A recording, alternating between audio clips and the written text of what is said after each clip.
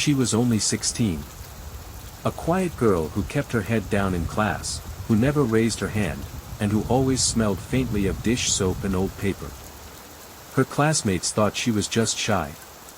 Her teachers assumed she was just tired. But then one day, after watching her fall asleep at her desk for the third time that week, one teacher decided to follow her home. What he discovered would unravel a truth so dark, so hidden, it would leave the entire community shaken. Please comment where you are watching us from and don't forget to click subscribe and turn on notifications. Her name was Marissa Cole. At first glance, she seemed like any other high school junior. Her grades were decent, never failing but never exceptional. She wore the same pair of worn-out sneakers every day, the laces fraying, the soles almost detached. She kept to herself, barely speaking to other students unless absolutely necessary. But there was one thing everyone noticed: Marissa was always exhausted. Teachers noticed her nodding off in class. Students whispered about her blank stares, the way her head would sink onto her desk. Even the school nurse started to keep snacks and water on hand, just for her. But no one ever really asked why. Until Mr. Harrison did. Mr. Harrison wasn't the most popular teacher at Westbridge High. He was stern, meticulous, and sometimes a little too observant for comfort. But unlike most, he paid attention. And after weeks of watching Marissa's exhaustion get worse, he called her after class. "Marissa, are you all right? You've been dozing off more and more lately." She froze. Her dark eyes darted to the floor. "I'm fine," she whispered. "I just didn't sleep much." He didn't push, but something about the way she said it didn't sit right.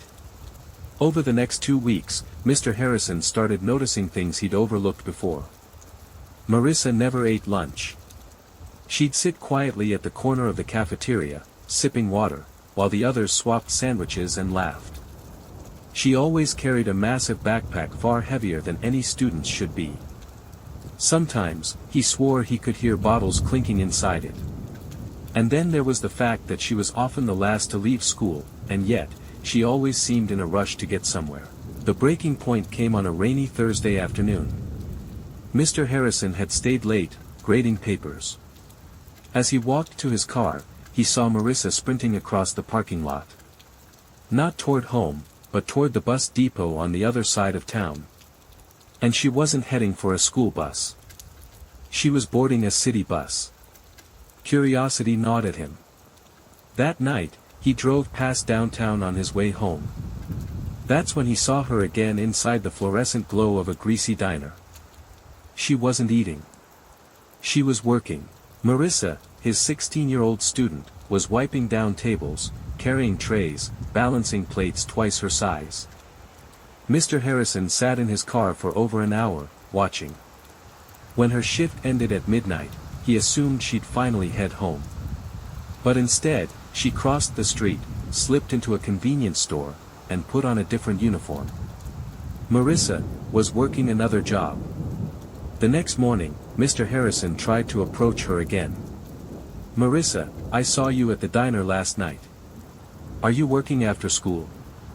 Her face went pale. For a moment, he thought she might cry. But she didn't. She just shook her head. "Please don't tell anyone." Something inside him twisted. Teachers had seen students hide bad report cards, boyfriends, even secret tattoos. But this was something else. Over the following week, Mr. Harrison quietly followed Marissa after school. What he uncovered stunned him. 3 jobs. A dinner. A convenience store. And, on weekends, scrubbing floors in an old laundromat. 16 years old. Working almost every waking hour outside of school. And yet, every paycheck seemed to vanish instantly. She wore the same clothes. Ate nothing but free cafeteria snacks. And walked home, no matter how late or dark it was. One night, he followed her farther. Past the laundromat, past the downtown lights, into the crumbling edge of Westbridge. Finally, she stopped at a small house, or what used to be one. The roof sagged. The windows were boarded. The porch was caked in rot. And yet, she slipped inside as though it were home. Mr. Harrison sat in his car, heart pounding. Why was she living there? Where were her parents? The next day, he couldn't hold back anymore. Marissa, who do you live with? Her eyes filled with panic. She whispered so quietly he almost didn't hear it. Don't follow me again. And then she left. Most teachers would have stopped there. But Mr. Harrison couldn't. Something was terribly wrong. He began digging. He checked school records. Marissa's emergency contact was a disconnected number. Her home address listed an apartment complex that had been demolished years ago. He asked the front office quietly, but even the school secretary admitted Marissa's file was practically empty. No parent-teacher conferences.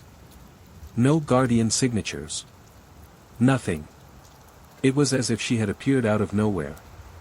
On a Friday night, after her laundromat shift, he followed her again. This time, he waited until the lights in the rotting house went dark. Then, cautiously, he stepped onto the porch. The door was locked. But through the cracks in the boards, he could see something that froze him in place. Inside, spread across the floor, were stacks of unopened bills. Bags of canned food. And in the corner, a mattress on the ground, surrounded by textbooks and cleaning supplies. It wasn't just her home. It was a hideout. The next morning, determined to finally help, Mr. Harrison confronted her once more. Marissa, I know. I know you're not living with anyone. You can't keep doing this. You'll destroy yourself. For the first time, her mask broke. Tears streamed down her face. But what she said next, made his blood run cold. I can't stop. If I do, they'll find me. Who was they? And why was a 16-year-old girl working herself to exhaustion, hiding in a condemned house, terrified of being found? Mr. Harrison had stumbled into something far larger, far darker, than a student secret. Mr. Harrison couldn't sleep that night. He replayed Marissa's words over and over, trying to understand. Teachers aren't detectives. Their job is to educate, not investigate. But in this case, he couldn't ignore it. He faced a choice: report her to the authorities, or risk digging deeper himself. And the more he thought about it, the more one truth became clear. If Marissa was terrified of being found, then calling Child Protective Services might expose her to exactly what she feared. On Monday morning, Marissa arrived at school with bruises. They were faint, barely visible beneath the sleeve of her hoodie, but Mr. Harrison saw them.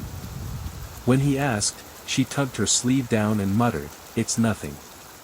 But he noticed her hands trembling. Later that day, he made a decision. If she wouldn't tell him the truth, he'd find it himself.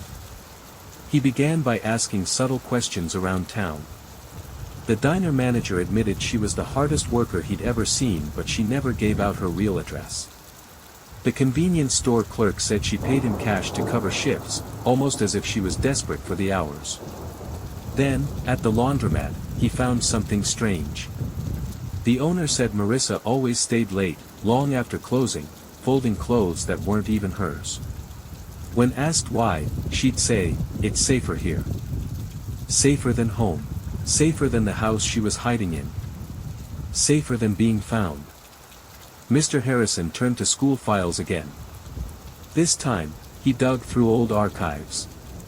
That's when he spotted something unusual. 2 years earlier, a girl named Marissa Cole had been enrolled, but then abruptly withdrawn. Her record stopped suddenly, as if erased. And yet months later she had re-enrolled, under the exact same name. Why would a student vanish, only to return under identical details? He needed answers. So one evening, he returned to the boarded house. This time, he wasn't content to just peek through the cracks. Carefully, he pried open one of the back windows and climbed inside. The air was heavy with dust, the floor littered with bills and books. And then, he saw it. In the corner, hidden under a tarp, was a small metal box. Inside were old photographs, yellowed documents, and something that made his stomach twist. A police report. Dated 3 years ago. Headline, Missing Teenager, Marissa Cole. His heart pounded. If this was true, then Marissa wasn't just hiding. She was a missing person. But the report wasn't closed. It was marked with a single red word, withdrawn. Why would a missing persons case be withdrawn, unless someone had intentionally buried it? The next day, Mr. Harrison confronted her again. This time, he didn't ask, he showed her the report. Her face went pale. Her voice cracked. You weren't supposed to find that. She sat down, trembling, and for the first time, she told the truth. 3 years ago, her parents had disappeared. She woke up one morning, and they were simply gone. No note. No explanation. Just gone. She reported it. The police opened a file. But within weeks, the case was mysteriously closed. The officers stopped returning her calls. Her parents' names vanished from records. It was as if they had never existed, and when she kept asking questions, strangers started showing up at her door. Men in suits. Women who claimed to be from child services, but who never showed badges. They asked about what she'd seen that night. About whether she'd noticed anything unusual before her parents vanished. She didn't know what to say. Until one of them whispered something she could never forget, for your own safety, stop looking. Terrified, she ran. She withdrew from school, lived on the streets, and worked whatever jobs she could to stay invisible. Eventually, she returned to Westbridge under the same name, daring them to try and erase her again. But still, she lived in fear. Because if they had silenced her parents, what would they do to her? Hearing her story, Mr. Harrison felt the weight of something enormous pressing down on him. This wasn't just neglect. This wasn't just poverty. This was a conspiracy, one that reached far beyond a missing persons case. And now, by following her, by digging into her past, he had put himself in danger too. That night, as he drove home, he noticed headlights in his rearview mirror. A black SUV, no license plate. It followed him for miles, never passing, never slowing. Until finally, as he pulled into his driveway, it idled across the street. And through the tinted glass, he saw a figure watching him. Mr. Harrison had uncovered the truth Marissa had fought so hard to bury. But now, it wasn't just her life on the line. Because whoever they were, they knew about him too. Part 2 is where everything unravels. Please click subscribe and turn on notifications. Thanks for watching.